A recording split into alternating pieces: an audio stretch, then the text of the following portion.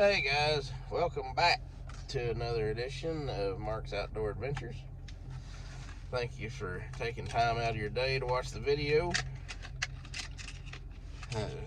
If you like the content that I'm putting out, please hit subscribe and please share with your friends, and let's get the channel growing.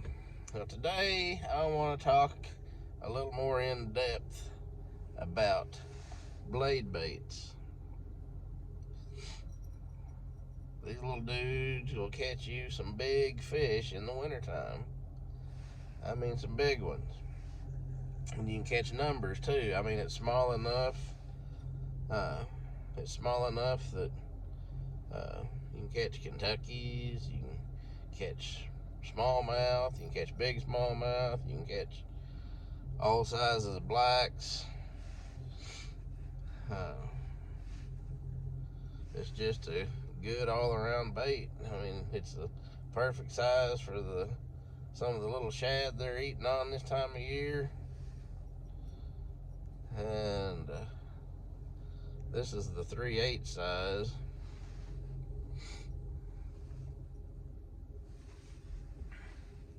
That is my favorite size one because I can do so much with it. I can count it down. I know its fall rate. It's usually about a foot per second. I can count it down to where the fish are suspended. I can put it on the bottom or just however I need to fish it. But I'll get to that in a minute.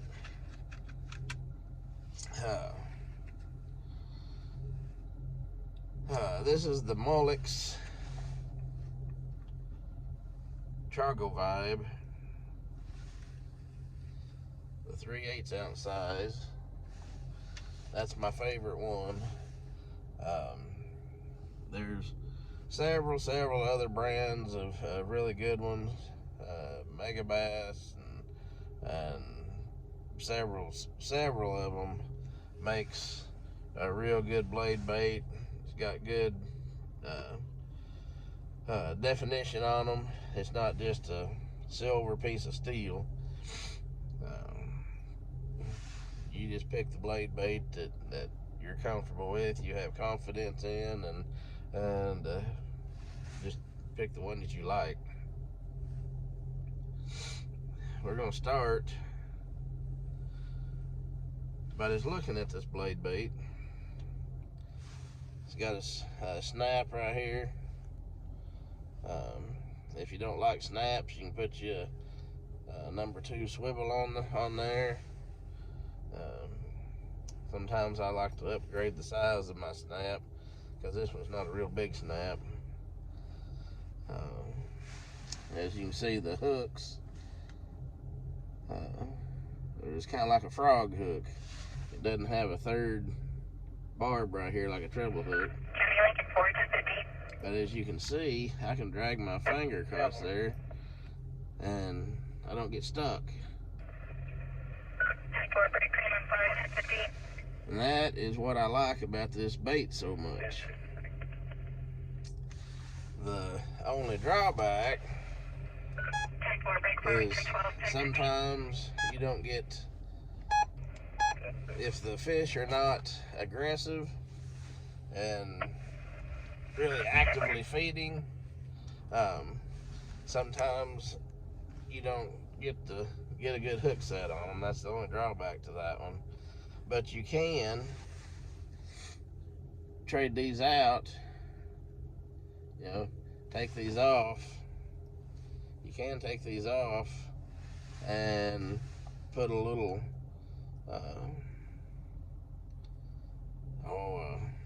not a swivel, but a O-ring. Put an O-ring and a regular treble hook on there. I like the VMC hybrid treble hook, or I also like the KVD short shank triple grip. That triple grip treble hook is freaking awesome. So that hybrid VMC hook comes in a close second.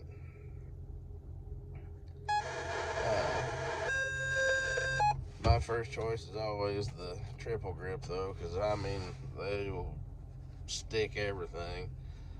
But you can trade out the hooks so you can have a treble hook, especially if you're just fishing open water, or you're not fishing around a lot of cover.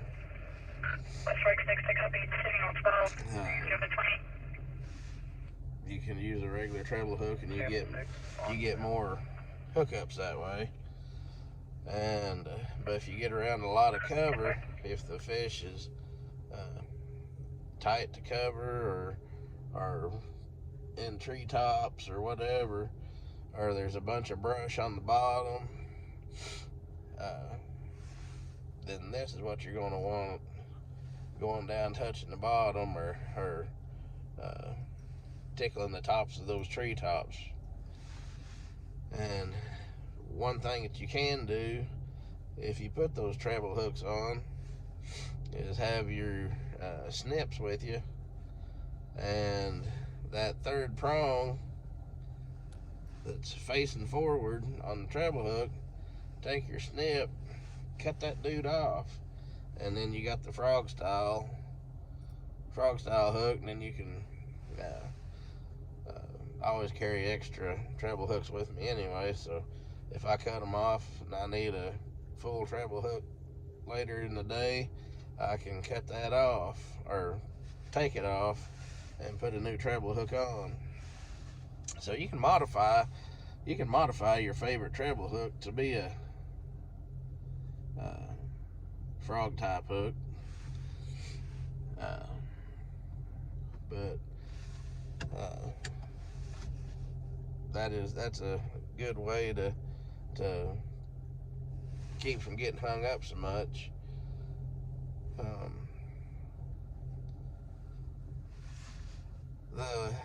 Most of these blade baits comes with 3, some come with 4 holes. When I'm fishing these, I normally have it in the center hole. That's kind of the best of both worlds. But sometimes, like in really clear water, like on Table Rock, Bull Shoals, Beaver Lake, in ultra clear water like that, and it's really cold, they're kind of finicky. They're lethargic, kind of finicky, and not really into eating real good. And so I'll put it in that very front hole right there, in that very front hole, and that makes a lot tighter, smaller wobble. And sometimes that's what you need in that real cold, clear water. You need just a tighter wobble and calm the bait down just a little bit, because the shad are lethargic as well, and they're not swimming real hard.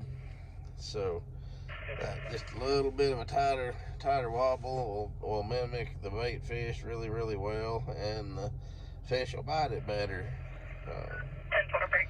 sometimes, especially right after a cold front comes through and you don't have any wind, and the fish is really tight to cover. You know how fish are whenever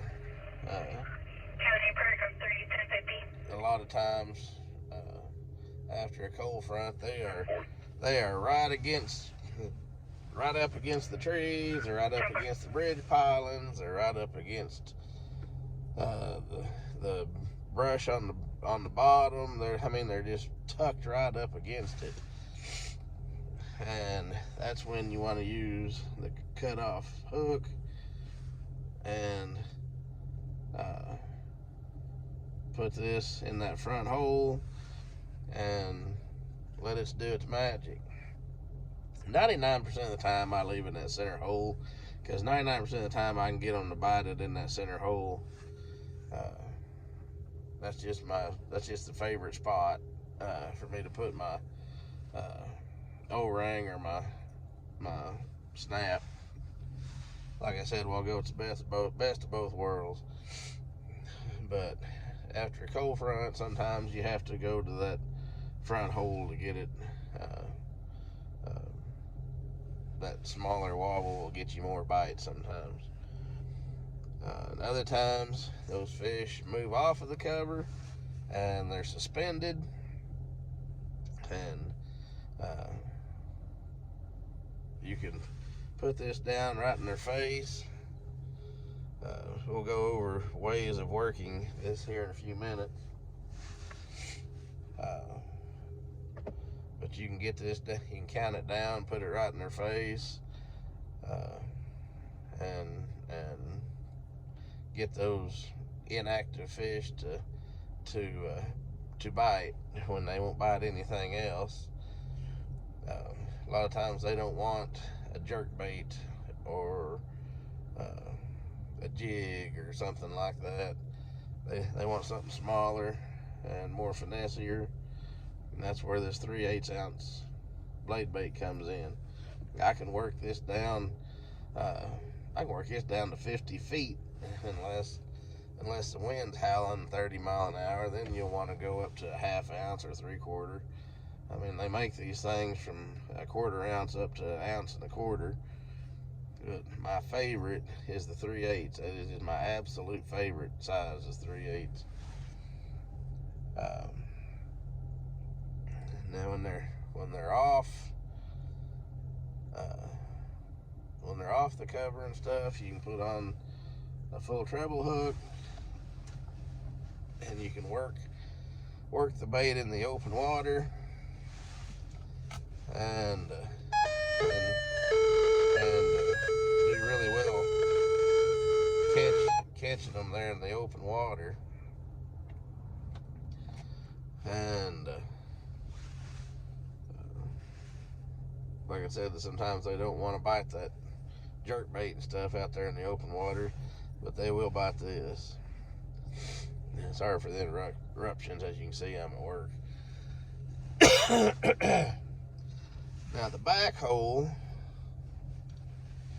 I talked about the front hole in cold water.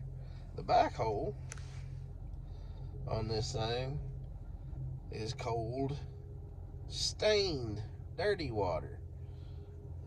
You put that in the back hole. Oh, boy, that's a sharp hook. Anyway, you put that in the back hole, and you get a wider wobble. And if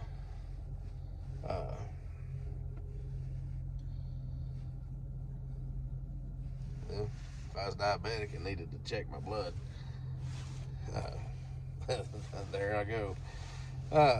Anyway, gives you a wider wobble. The fish can feel it in their lateral lines.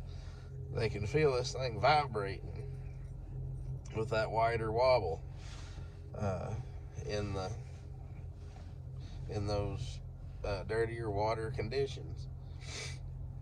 Now, the colors that I prefer is I stay with shad colors. I don't usually fish this in dirty water, because usually I'm fishing lakes like Beaver, Table Rock, Bull Shoals, where it's extremely clear.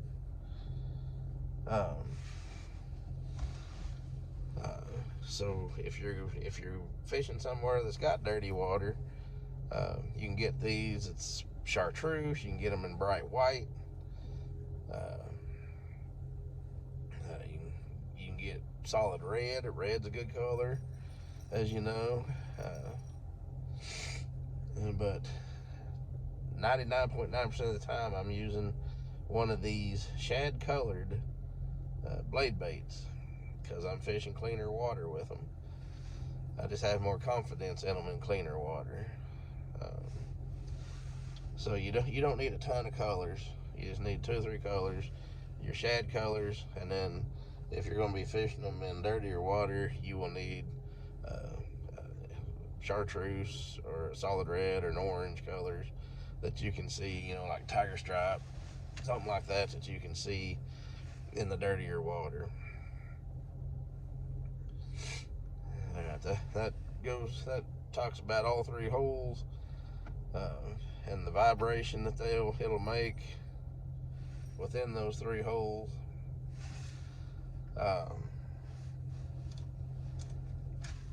Then we'll talk about how you work how you can work these things. There's multiple ways to work in these things and catch fish on them. If fish is active, you find them actively chasing shad. Even when they're schooling, they got the fish, the shad up on top, and you see them busting,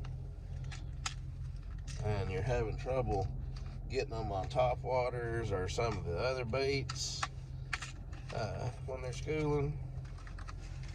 Throw a blade bait out there into that. Throw the blade bait out there, let it hit the water, count it down 2 or 3 seconds, start you a slow reel, slow steady reel, and pause it once in a while, or you can twitch the end of your rod and make it flutter. That's a good way of catching schooling fish.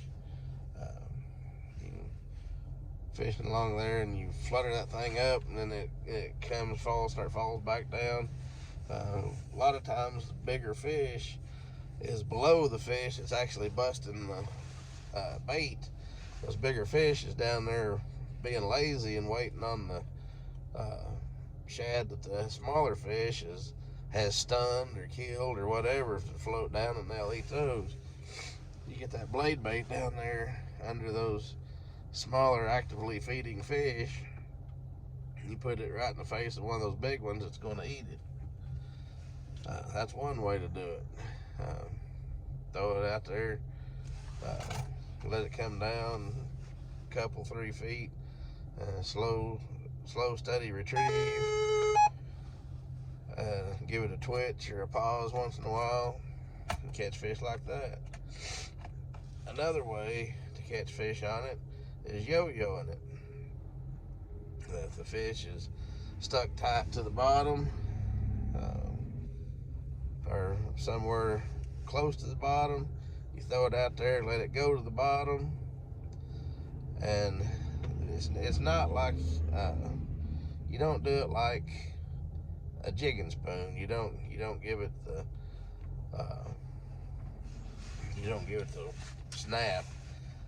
You just want to kind of pull it, just a light pull, and back down. It's like 9 o'clock to 12 o'clock.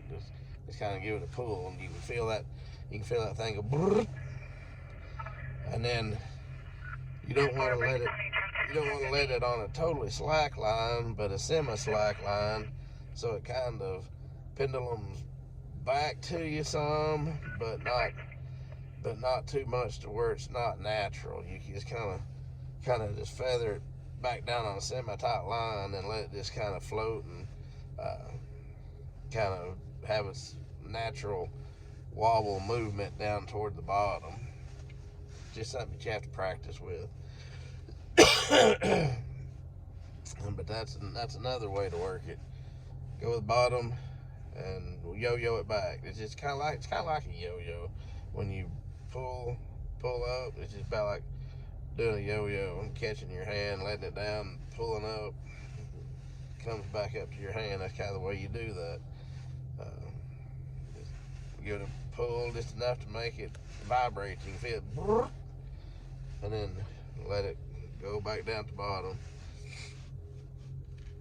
Now when those fish, it's really, really cold and they're not wanting to bite, and it's like after a cold front, you kind of want to give it this little hop. It's like going from 11 o'clock to 12 o'clock, just Just a little hop, just barely bring it off the bottom, just look back down the bottom, back down the bottom, because you're probably not moving it that far off the bottom, probably a foot or less that you're bringing it up off the bottom when you're doing that technique. And when they're lethargic and not wanting to bite, that can be a deadly way to get them to bite. You just do just a little hop, just let it go down, let it go down.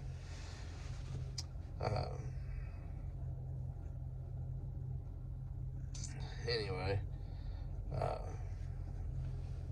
that's another way to work the bait. Another way to work it is kind of like when the fish is schooling. You can see them on your graph, or if you're a live scoper, you can see them on the live scope.